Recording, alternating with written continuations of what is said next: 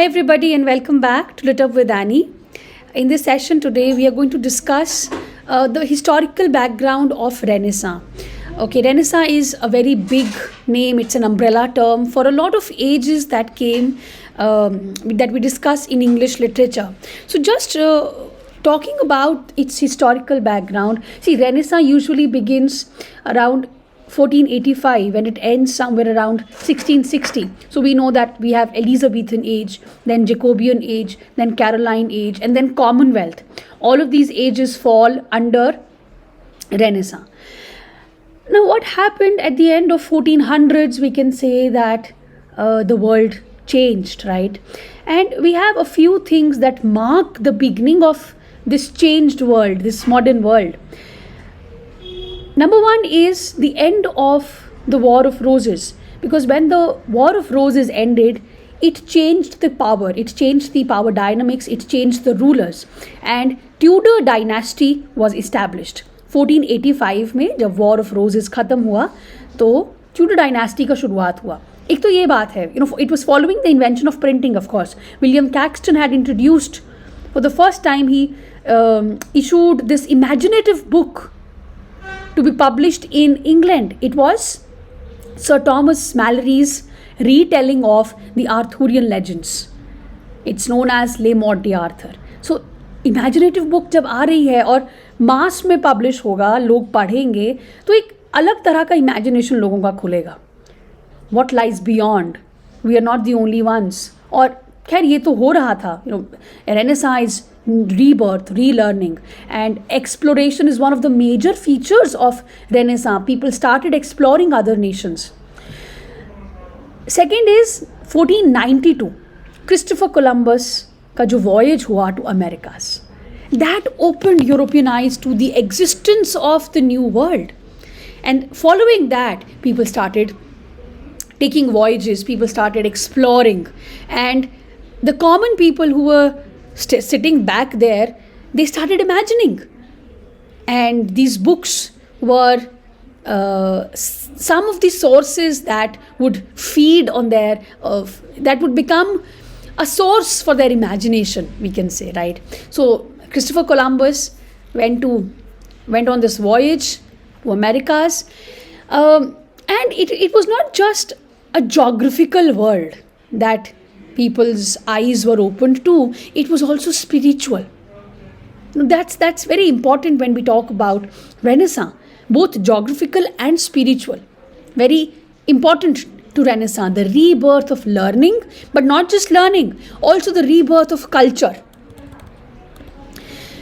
And Renaissance का जो peak आया वो actually Italy में आया. It began there in Italy.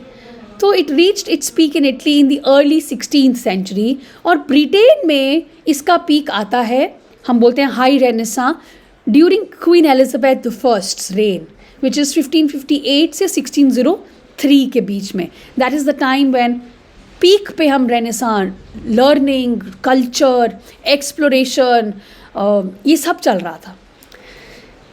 तो इंग्लैंड जब emerge हुआ from the War of Roses, a new dynasty came, Tudor dynasty came in the power, and as with all the powerful leaders, हमेशा से जब भी कोई राजा बनता है या ना कोई थ्रोन पे आता है तो सक्सेशन का एक क्वेश्चन दिमाग में लिंगर ऑन करता है, who is going to succeed now. और वही उस टाइम पे भी था. One of the most powerful of the kings, Henry the 8th जब आए, उनका रेन था 1509 से 1547 तक. He also wanted an heir, but he was not getting one. He married 6 times just to father a son. But those 6 wives gave him only 1 son and 2 daughters. And they became King Edward I, Queen Mary I, and Queen Elizabeth I. 3 children, 1 son and 2 daughters. King Edward I, Queen Mary I, Queen Elizabeth I. Henry VIII wanted to annul his first marriage to Catherine of Aragon. Catherine of Aragon के साथ उनकी शादी हुई थी. वो उस शादी को अनल करवाना चाहते थे, खारिज करवाना चाहते थे, लेकिन somehow the Pope was not agreeing to it. There was a lot of resistance to that. That led to Henry's conflict with the Catholic Church. The predominant religion or the sect that was there in England was Catholic Church, the Church of England. But Henry की लड़ाई हो गई pope के साथ, particularly pope Clement the seventh के साथ, और in general with the Catholic church. तो अब रिएक्शन में हेनरी द एट्थ ने क्या किया? Henry the eighth took a very decisive step which was to influence every aspect of English life, culture, people's spirituality. He started destroying the monasteries. Basically what he did was he ended the rule of Catholic Church altogether. The Church of England closed the monasteries. For centuries it was there. Monasteries were the repository of learning, of history, of culture. Everything was preserved in the monasteries. But because of this conflict that Henry VIII had with the church, he said, I'm going to change the entire religion of the nation. And he ended the Catholic Church ka rule pura, and he said, okay, now we're going to have Protestantism here. ठीक है. This move is known as Reformation, reformation. पूरे nation को reform कर दिया, from कैथलिसिज्म to Protestantism. Centuries का ये faith जो चला आ रहा था लोगों के मन में, beliefs, it was suddenly replaced by a new way of thinking. And what was that new way of thinking? For example, okay, pope or other clergy people are no longer the closest people to the God. It was now the king. The king, as the defender of the faith, was the closest human being to God. पहले तो pope, जो रोम में pope होते थे, it was given to that pope this role. But now England became Protestant.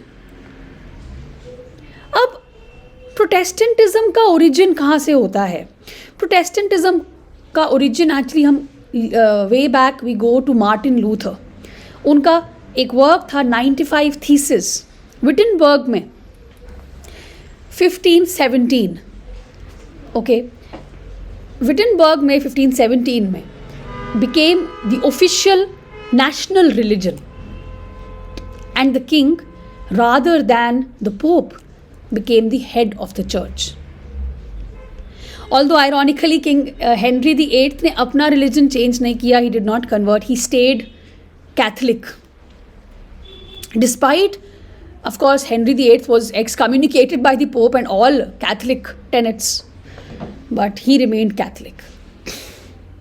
लोगों को shock लग गया, जैसा शॉक बाद में चार्ल्स डार्विन के वर्क से लगा था on the origin of species. उसी तरह का शॉक इस टाइम पे भी लोगों को लगा कि ये क्या हो गया ना, चेंज हो गया सब कुछ, प्रोटेस्टेंटिज्म आ गया.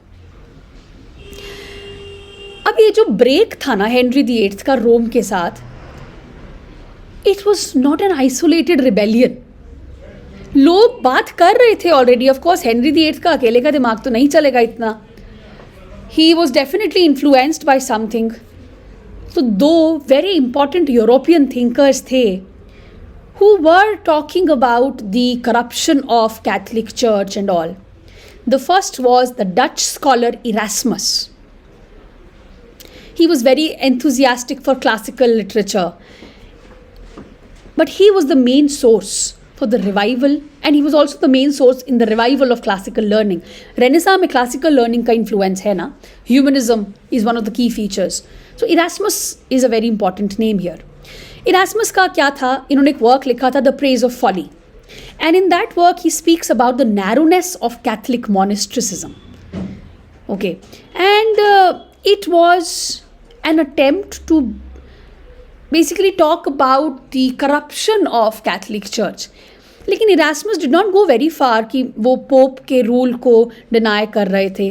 नहीं, it was not like that. He was just challenging the corruption of the church. Okay, एक बार ये he had also come to England, Erasmus, and he became very good friends with Thomas More. बाद में Thomas More was also beheaded for refusing to support Henry VIII's that divorce from Catherine of Aragon. Okay. The second name is Martin Luther. But Martin Luther और Erasmus का temperament बहुत अलग है. Martin Luther का जो work है या temperament है, which marked the decisive break with Rome. Now, Martin Luther agreed with Erasmus very much about the corruption of Catholic Church. लेकिन उन दोनों के जो response थे towards this were very different. Martin Luther refused to submit to Pope's authority, while Erasmus had nothing to say about the Pope's authority or refusing the Pope's authority. लेकिन Martin Luther refused. ठीक है. In fact एक बहुत historical moment था 1517 में जब Luther ने chapel के बाहर वो पिन कर दिया अपना 95 thesis against the sale of papal indulgences. ठीक है. It marks the birth of Protestantism. Protest कर रहे हैं वो, प्रोटेस्टेंटिज्म.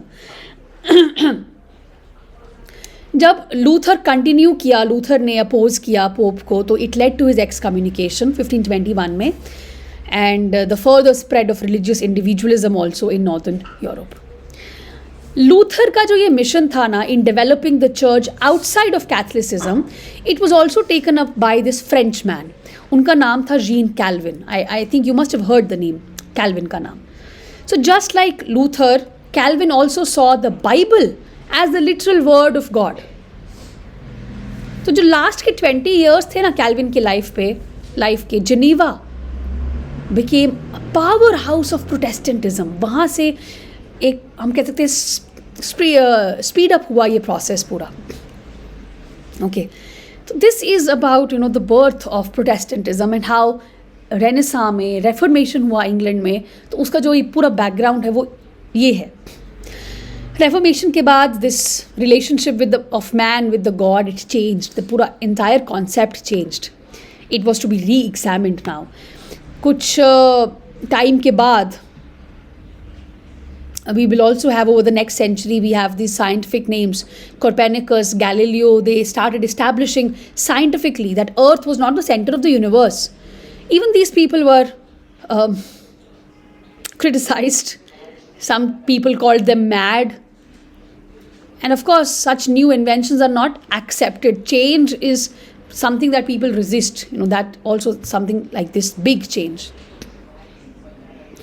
लिटरेचर को क्या हुआ रेनेसां के बाद? बिफोर द रेनेसां देखो लिटरेचर जो था वो आइडियल पैटर्न्स ऑफ लिविंग पे चलता था, ethos of the church.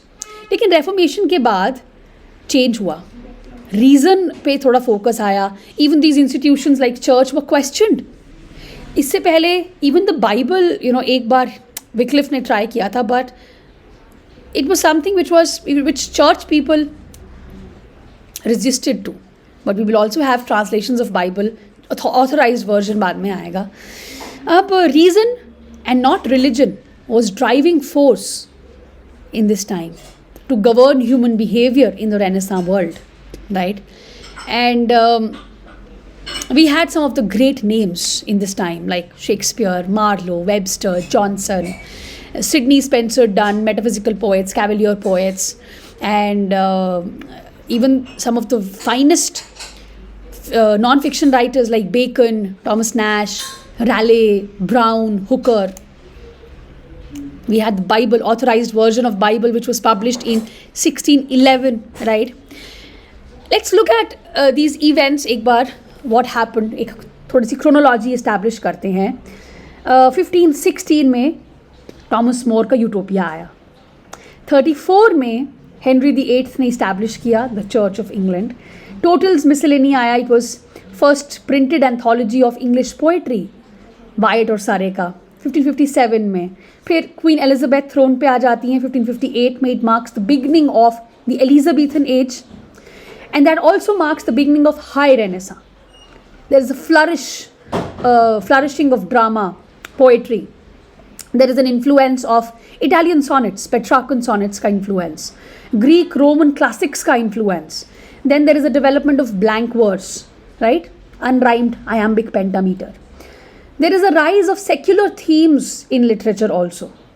Then we have significant events like the birth of Shakespeare and Marlowe 1564, and permanent theatres were built in London. The theatre के साथ beginning होती है 1576. Marlowe writing his works, Spenser writing The Faerie Queen, and then we had the university wits like Kidd writing. Kidd, usually we don't add, sometimes we add him in the university wits, writing the Spanish tragedy. Then we also had Green's attack on Shakespeare as an upstart crow. Then comes Shakespeare's early plays, right? Globe Theatre, one of the very famous theatres, was built in London 1599 May. Shakespeare's Hamlet was first performed around 1600. That was a major turning point in English drama. Late Renaissance कहते हैं हम Jacobian as को, 1603 से 1625 तक. इसमें थोड़ी सी darker themes भी आती हैं ड्रामा में. ट्रेजेडी, साइकोलॉजिकल डेप्थ आ जाता है. There is a rise of metaphysical poetry in the Jacobean age. John Donne, Herbert and others. We have these non-fiction writers like Bacon writing The Advancement of Learning 1605 में, and even Shakespeare writing some of his late plays like Macbeth, King Lear, etc. We had also this Globe, the theatre built हुआ था 1613 में, it burnt down and बाद में it was rebuilt. Then comes the Caroline age from 1625 to 1649. Okay, we have the rise of Cavalier poets. Cavaliers कौन थे? देखो, एक civil war चल रहा था इस टाइम पे. एक साइड वो लोग थे जो मोनार्की को सपोर्ट कर रहे थे, दूसरी साइड वो थे जो पार्लियामेंट को सपोर्ट कर रहे थे, पार्लियामेंटेरियंस. कैवलियर्स थे जो किंग के सपोर्ट में थे. So cavalier poets were the supporters of king Charles the first. We have further developments of metaphysical poetry. There is a decline of drama in this age. कुछ political instability थी, और बाद में तो खैर थिएटर्स बैन भी हो जाएंगे जब प्यूरिटन्स आ जाएंगे, कॉमनवेल्थ आएगा. 1625 marks the death of James the First and Charles the First becomes king 25 में. ठीक है. उसके बाद एंड ऑफ रेनेसां आता है, which is Commonwealth period from 1649 to 1660. No theatre performances due to the Puritan rule. One was they were very strict religiously. Second was they did not want many people to gather at one place because of that civil war going on. कहीं पे भी mob अगर इकट्ठी होगी तो there is a chance of attack, right? So we have another very famous and important work 1651 में, Thomas Hobbes का Leviathan. It's a major political philosophical text. Then 58 में Oliver Cromwell passes away. For a year his son comes to the throne, but it's not long lived. 1660 finally we have the restoration of Charles II. Restoration of monarchy with Charles II coming to the throne. It marks the beginning of Restoration age and the revival of drama. ठीक है. एक बार just major writers को देखें. Poetry में पूरा renaissance में we have Spenser, Sidney. Metaphysical poets, Cavalier poets like John Donne, and later on John Milton also, who was writing in the Commonwealth period. His major work Paradise Lost comes in the Restoration age. Drama में we have Marlowe, University wits सारे, Shakespeare, Ben Jonson. Prose में we have Thomas More, Francis Bacon, Hooker, Raleigh, writing the travel writings, Samuel Purchas. We also have translators, ये King James the Bible का translation. We have Thomas Hobbes, etc. So this is one background of Renaissance, historical background, literature का background, okay. And yeah, any confusion please let me know. This is where we have reached in our paid batch. Also we've just done University Wits today, and we'll be starting with Shakespeare tomorrow. If you wish to join the full course, please let me know. I'll put down the Telegram groups link in the description box. Also the other contact details in the description box. You can contact me over Telegram or WhatsApp, whichever is suitable. And If you're thinking about taking the course, please take it as soon as possible, because classes are running every day and you will have a lot of piled up work which you will have to complete then. Okay, not a lot of time, we need a lot of time to complete the syllabus. So take your decision quickly and join soon. Even if you wish to appear in the December one, it's a good time to start. It takes time, because especially if you're a beginner. Okay, I'll see you in the next session. Thank you very much.